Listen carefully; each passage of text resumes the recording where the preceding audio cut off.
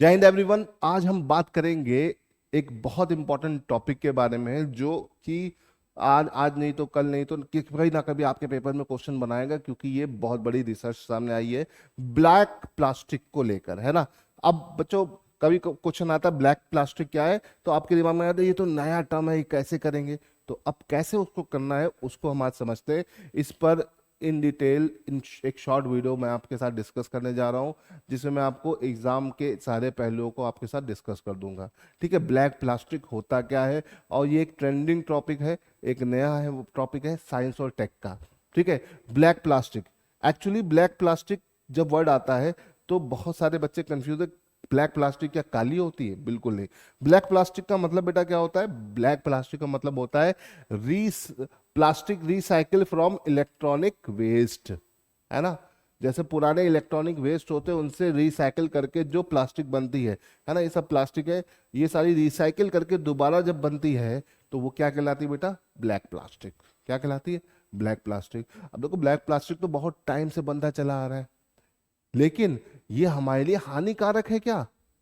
Yes और no. इसको लेकर बहुत सारी रिसर्च चल रही है कि रिसाइकिल प्लास्टिक को यूज करना चाहिए कि नहीं करना चाहिए।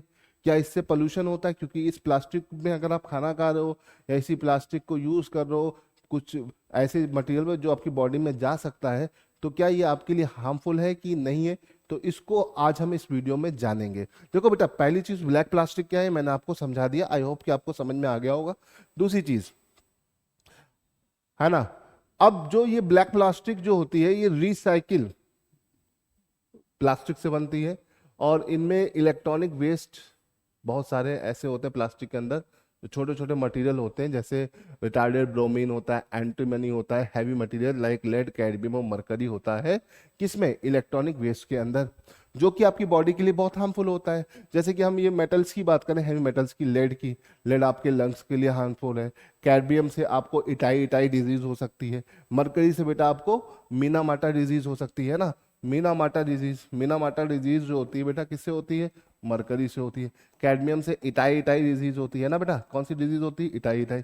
तो ये देखा जाए तो ये सारे के सारे जो हैवी मटेरियल्स है, मेटल्स है, ये बहुत ही हार्मफुल है हमारे लिए, जो इलेक्ट्रॉनिक वेस्ट में पड़ते हैं। तो इलेक्ट्रॉनिक वेस्ट हमारी एक बहुत बड़ी प्रॉब्लम है। अब इसको रिसाइकिल करने हैं तो प्लास्टिक में कुछ ना कुछ ये हैवी मटेरियल भी मिलके आपके तक पहुंच रहे हैं, और जो आपकी बॉडी में डिफरेंट डिफरेंट टाइप्स के प्रॉब्लम्स को जनरेट करते हैं, है ना। सर दर्द से लेकर सांस लेने में दिक्कत होने से लेकर, ठीक है, लीवर डैमेज, या जो भी आजकल आप देख रहे हैं, है ना। Plastic is very harmful for us, है ना।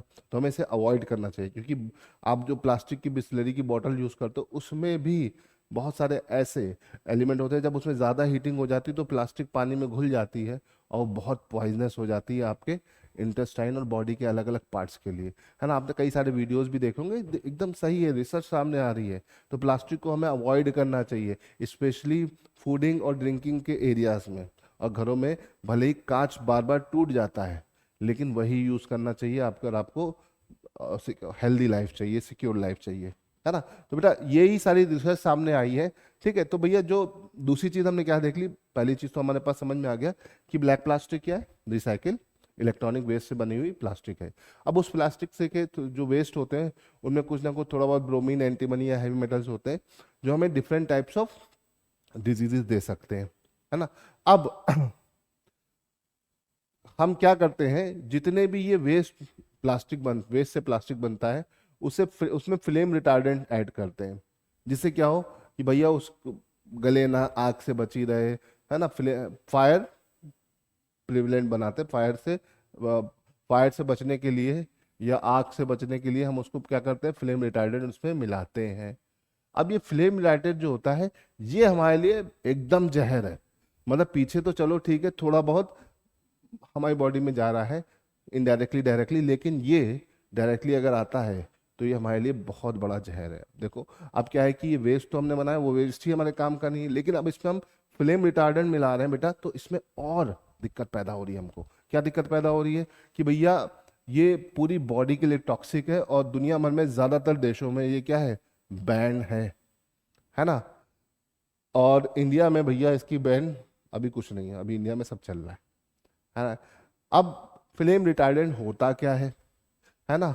और ये हम क्यों मिलाते हैं, ताकि वो आग लगने से बचा रहे, प्लास्टिक आग में आसानी से जले ना, है ना।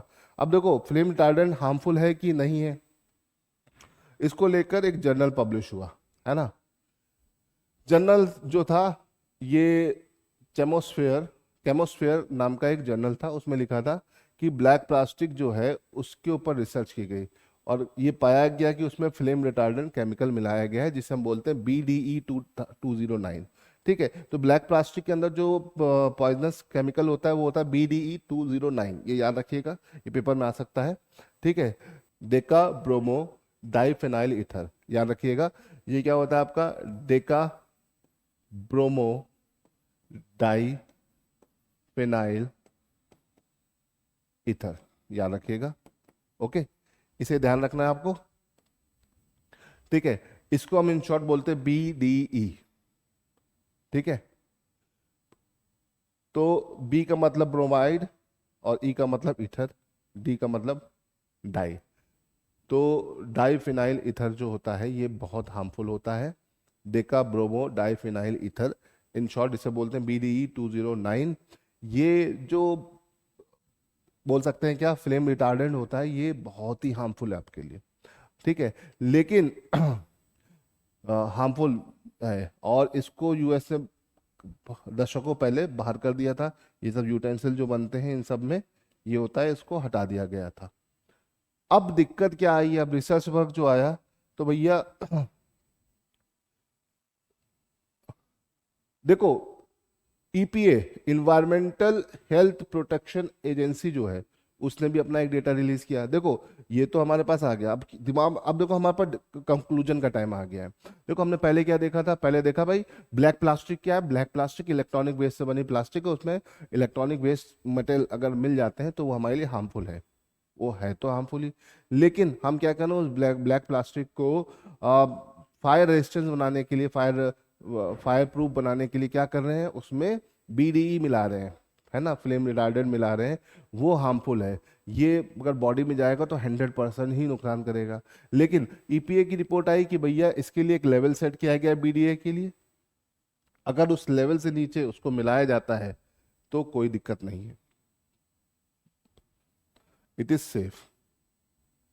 ठीक है, तो भैया एक रिपोर्ट ये भी आई है कि वो सेफ है, लेकिन लेवल से नीचे मिलाने पर। अब ये लेवल कौन डिसाइड करता है, और क्या हम ये लेवल देख के ब्लैक प्लास्टिक खरीदते हैं, ये एक इंपॉर्टेंट पॉइंट है, इसको आपको ध्यान रखना है। देखो ब्लैक प्लास्टिक का यूज हम कम नहीं कर सकते हैं, लेकिन हम अगर सतर्क रहेंगे तो हम चीजों को ध्यान कर सकते हैं कि भैया इसको कैसे मैनेज करना है ना। आप अगर BDE का लेवल अगर मेंशन है, उस लेवल के नीचे अगर आप ले रहे हो तो बहुत अच्छा है ना। और अगर आप एकदम सिक्योर लाइफ चाहते हो तो ब्लैक प्लास्टिक यूज ही ना करो, है ना। तो इसे याद रखिए, लेकिन हम बच नहीं सकते बेटा, क्योंकि प्लास्टिक को रिसाइकिल करना बहुत जरूरी है, क्योंकि सिस्टम में जरूरत से ज्यादा प्लास्टिक हो जाएगा तो वो भी हमारे लिए हानिकारक है।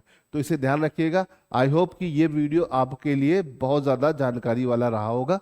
वीडियो अच्छा लगा तो लाइक और शेयर जरूर करिएगा। जय हिंद।